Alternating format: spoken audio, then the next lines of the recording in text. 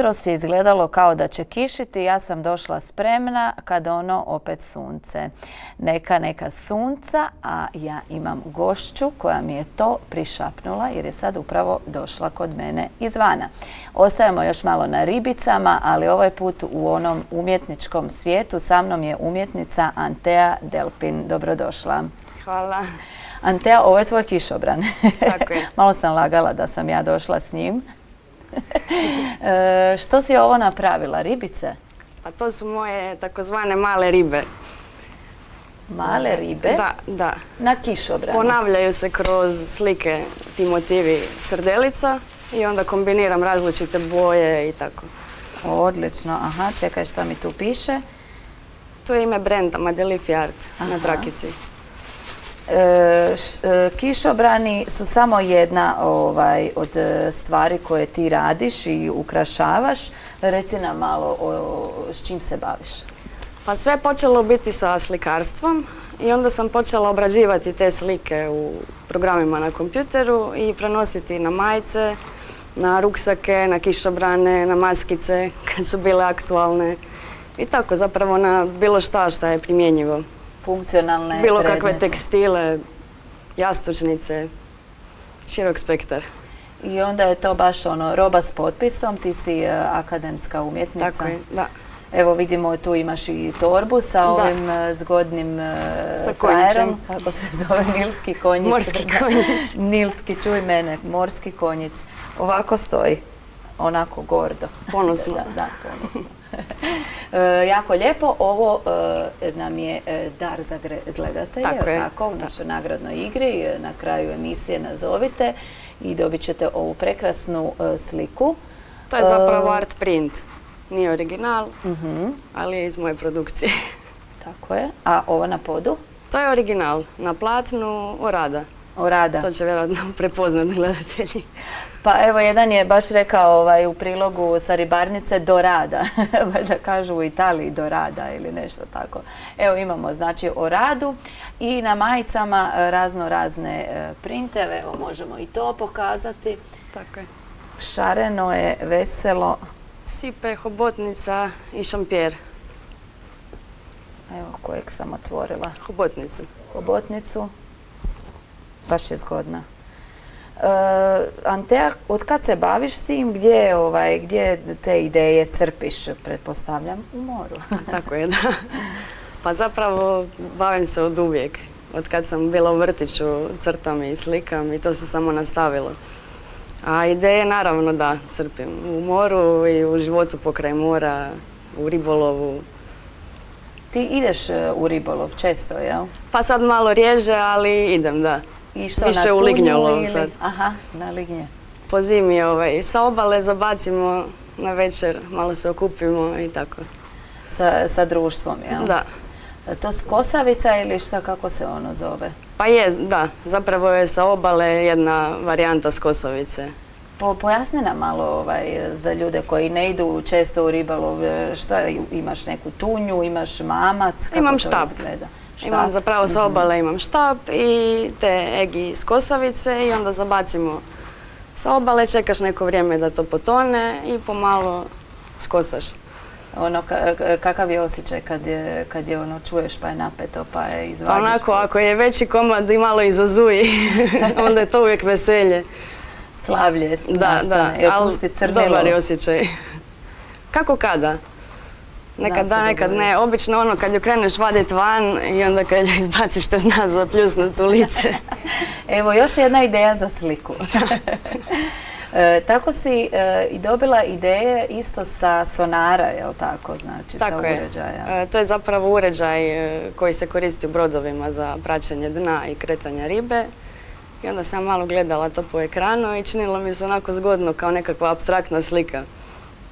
I to si preslikala na platno? Da, imala sam jednu seriju i sonara. Vjerojatno će se ponoviti nekad opet u budućnosti, ali to je bila izložba u Kapetanovoj kuli, je li tako? Tako je, ti sonari su bili i prošle godine u Kapetanovoj kuli. Ove godine su bile ove hobotnice i sipe, ovi novi radovi. Aha.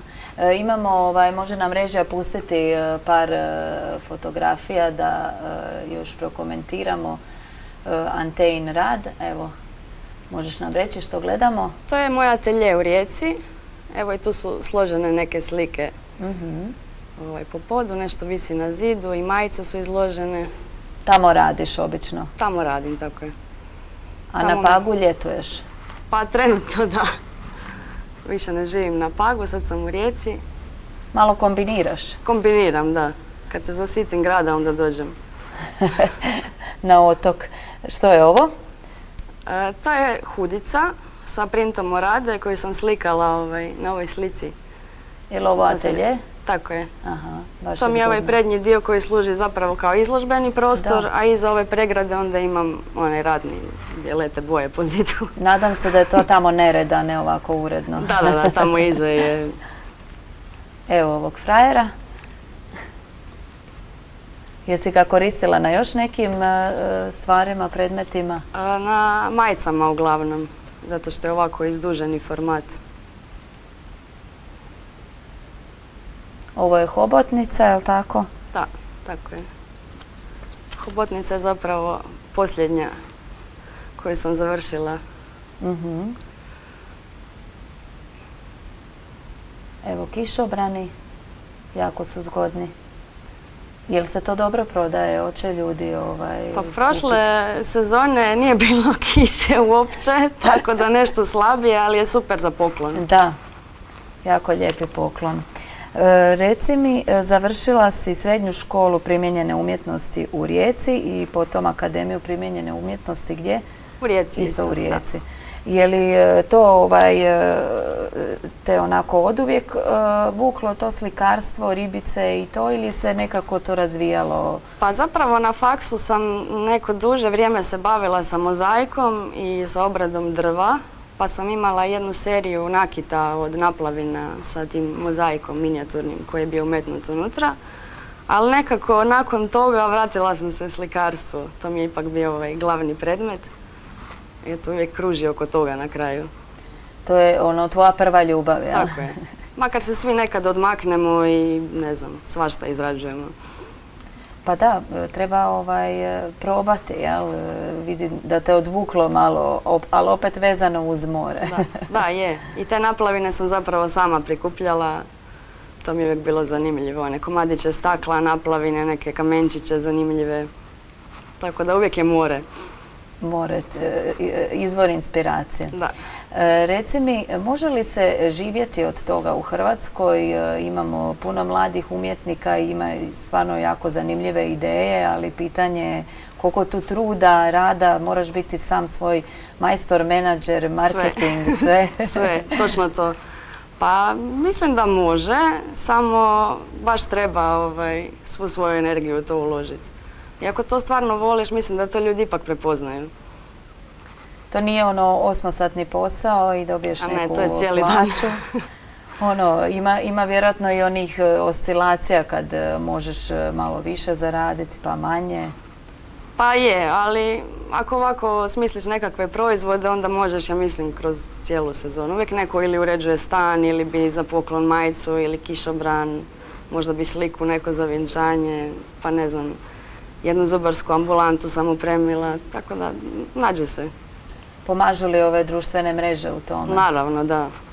To je dosta bitan dio, taj marketing. A ljudi cijene kad je ipak potpis akademskog slikara ili im je svejedno glavno da to lijepo izgleda? Pa oni koji to shvaćaju cijene. Da. Imaš li neku povratnu informaciju od svojih profesora na fakultetu ili nekog s kim si skupa studirala, pa onda se sretnete, ajme, s čim se ti baviš, s čim se ti Pa sa kolegama nekim sam dosta u kontaktu, da. Čak, evo, imali smo i skupnu izložbu nedavno, ja i kolegica. Tako da uvijek prokomentiramo, jer čak kad smo u procesu slikanja nekad si znamo poslati šta kaže, šta da dodam, oduzmem. Čini se nekad da je nemoguće nešto novo izmisliti, a opet se izmisli svašta novo. Da, u biti samo treba čekati tu ideju nekako da ti sine i stalno raditi, jer dok radiš i ideje dolaze. A treba li imati vremena za ideje ili će ona naći svoj put čak i ako nemaš vremena? A to je baš specifično, ali treba se posvetiti tome svaki dan barem malo i onda same stižu, barem u mom slučaju. Onako odeš u taj svoj svijet malo? Da, odem malo do svog ateljeja, pa makar radim nešto na kompjuteru, uvijek nešto i crtkam sa strane. Mislim da se Tesla baš zatvarao dugo, bez ljudi, bez kontakata, upravo zato da bi to mogao razvijati. Nekad toliko te puste distrakcije. Je, istina. Treba se malo izolirati.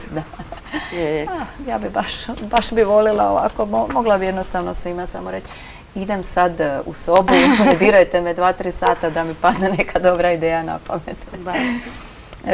Poseban je taj svijet umjetnosti. Koliko tebi znači to stvaranje? Pa puno mi znači. I baš mi je drago što evo se sad samo sa time bavim. Isključivo to, a morala si neko vrijeme i imati posao uz to. Tako je, stalan posao, pa onda poslije posla se baviti sa ovime. Ali evo, sada je to posao. Bravo, bravo. Imaš godina? 29. Dobro. Brzo si, ajmo reći, došla do toga. Relativno. Relativno brzo, da. Kad se uzme da ipak si studirala, išla u školu i to opet možda i nije toliko brzo, jel?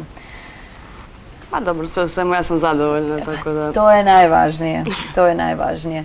Evo, Antea Delpin daruje naše gledatelje sa ovom slikom. Ima li ime?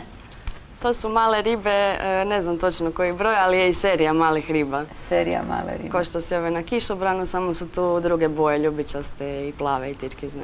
Odlično, odlično. Reci mi samo još, članica si Hrvatskog društva likovne umjetnosti? Zadar, tako je. Zadar, aha. Koliko si pomažete zajedno ili izlažete zajedno? Evo, nedavno smo imali skupnu izložbu u baroknoj kući u Ninu.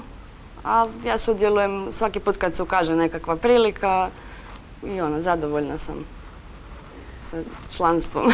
Može se iskoristiti to i za druženje i za posao. Tako je, da. Uvijek si nastojimo doći na ta otvorenja, podržati ako smo ovdje, malo se podružiti, pogledati što su drugi napravili. Odlično. Imaš neke planove za dalje ili to kriješ? Pa uvijek imam neke, ali neću vam otkriti.